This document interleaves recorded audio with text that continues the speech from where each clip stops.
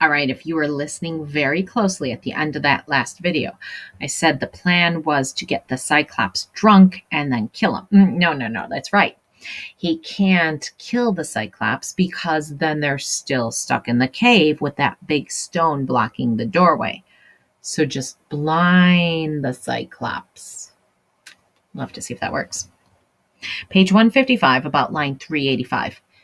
Give me another thank you kindly. Tell me, how are you called? I'll make a gift will please you. Even Cyclopses know the wine grapes grow out of grassland and loam in heaven's rain, but here's a bit of nectar and ambrosia.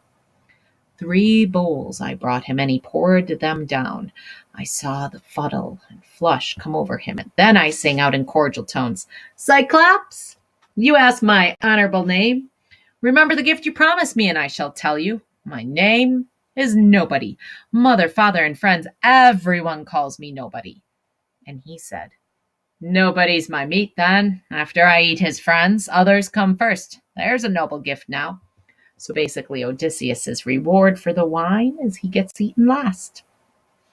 Even as he spoke, he reeled and tumbled backward, his great head lolling to one side, and sleep took him like any creature. Drunk, hiccuping, he dribbled streams of liquor and bits of men. Now by the gods I drove my big hand spike deep in the embers, charring it again, and cheered my men along with battle talk to keep their courage up. No quitting now, the pike of olive green, though it had been reddened and glowed as if about to catch.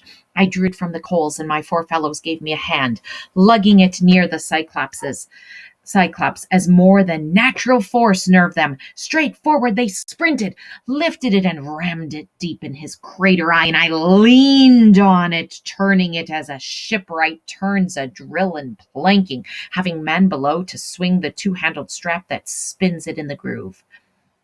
So with our brand we bored that great eye socket while blood ran out around the red-hot bar.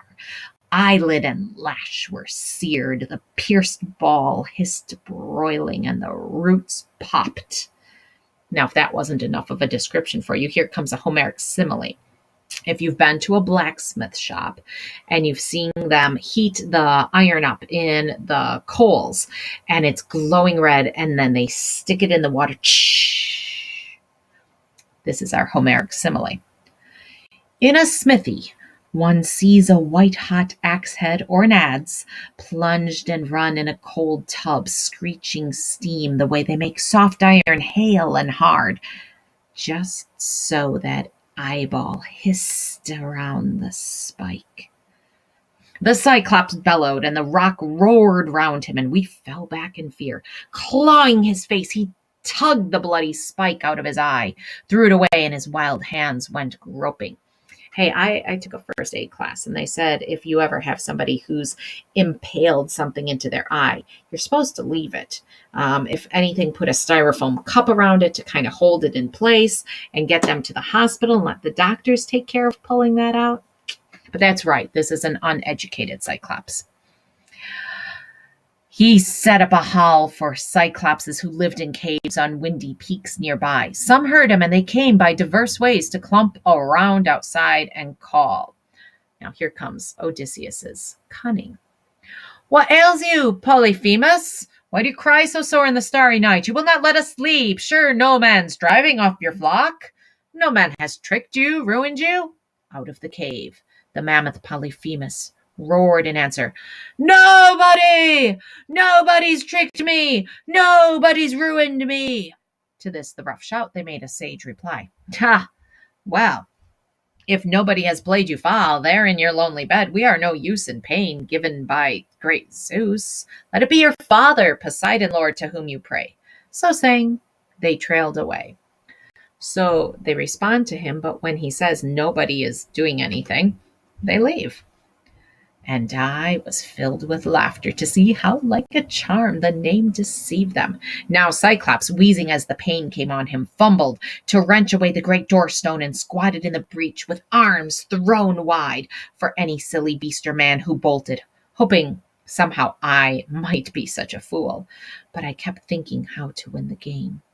Death sat there huge. How could we slip away? I drew on all my wits and ran through tactics, reasoning as a man, will for dear life, until a trick came, and it pleased me well.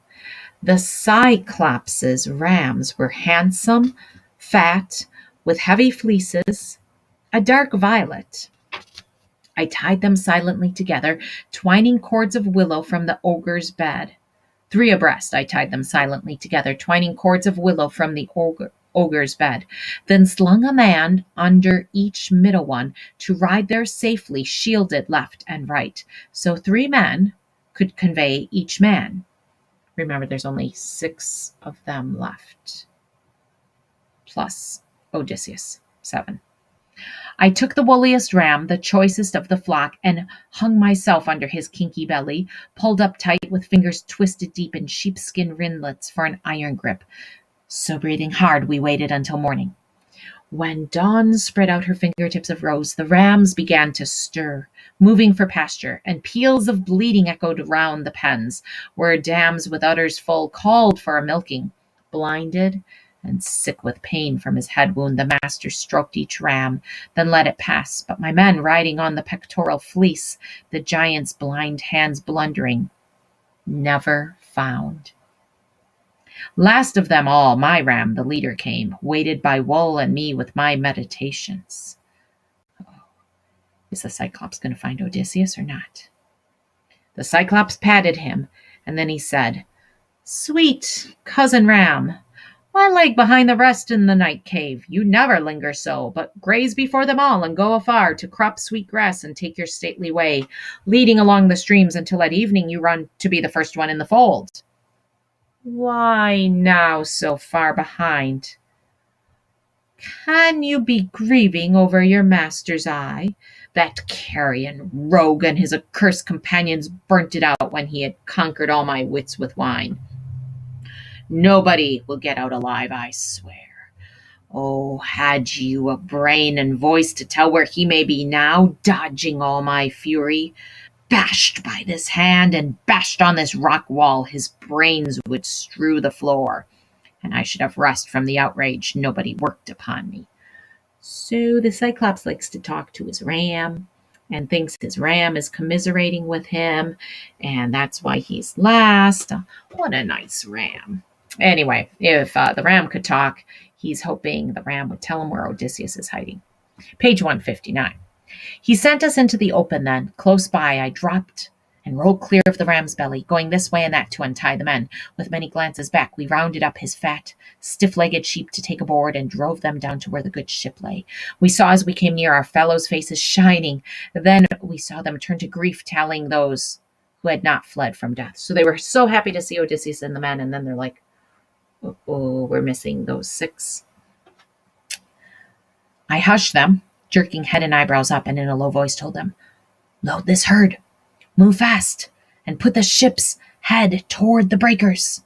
They all pitched in at loading, then embarked and struck their oars into the sea. Far out, as far off shore as shouted words could carry, I sent a few back to the adversary. Okay, so we see Odysseus's craftiness. The olive